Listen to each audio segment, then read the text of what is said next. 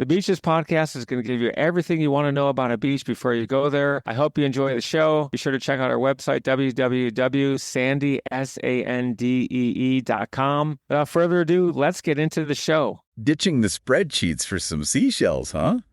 Sounds like Monterey beaches are calling your name. Yeah, and lucky for you, we're diving deep into all the intel to help make this Monterey beach trip the best one yet. Definitely not your average travel blog highlight reel here. We've got some really interesting stuff to dig into. You seem to be after a deep understanding of Monterey's coastal environment. That's where things get fascinating. All right, let's break it down. Okay. Set the scene for us. What's the big deal with Monterey's beaches anyway? Well, you've got Monterey right there on the edge of the Pacific Ocean, California's central coast. Yeah. The whole region is famous for its beauty and the climate. Yeah. Mild, but there's a twist. Remember that Monterey chill you were curious about? Oh, yeah, that caught my eye. Is it really colder than, say, beaches down south? It can be, yeah. Huh. All thanks to the ocean currents. Cold water upwelling from the depths. Oh. Creates this microclimate, keeps things refreshingly cool even on sunny days. So, word to the wise, pack a sweater even if you're hitting the beach in summer.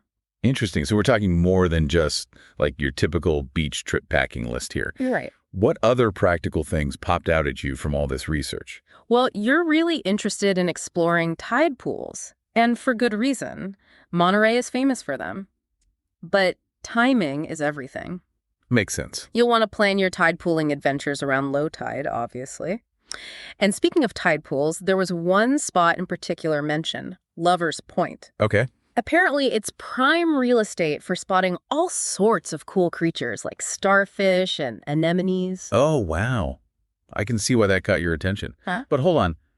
Monterey's also got those dramatic cliffs, right? Absolutely. Not exactly ideal for tide pooling. You're right. Different strokes for different folks and different beaches in Monterey for different experiences, I guess. You've got your sandy stretches, of course. Right. But also those rugged cliffs with incredible views. And from what I gathered, you're after the best spots for those sunset views. Oh, absolutely. Sunset photo op is a must. Though I'm guessing those clifftop views probably involve a bit of a hike. You got it. One spot that came up was Pfeiffer Big Sur State Park. Okay. It's known for its stunning cliffs and trails. A little bit of a trek, maybe? Right. But those sunset vistas, totally worth it. Especially if you're looking to snag some of those dramatic photos. Definitely. You know, I'm picking up a bit of a foodie vibe from all this, too. Oh, yes. Anything stand out about Monterey's food scene? Well, if you're a seafood lover, Monterey is a dream come true. Cannery Row, for example. Yeah. It was once the heart of the sardine canning industry. Now, it's bursting with restaurants serving up all the fresh catches you could imagine. Nice. One place that got a special shout out in the research, the Fish Hopper. Their clam chowder is supposed to be legendary. Clam chowder, huh? I'll have to try that. Oh, and you mentioned wanting to sample a local specialty, the abalone bisque. Oh, yeah. Definitely on the list. Okay, so we've got tide pools, dramatic cliffs, amazing seafood. This trip's really shaping up. Anything else we should hit on?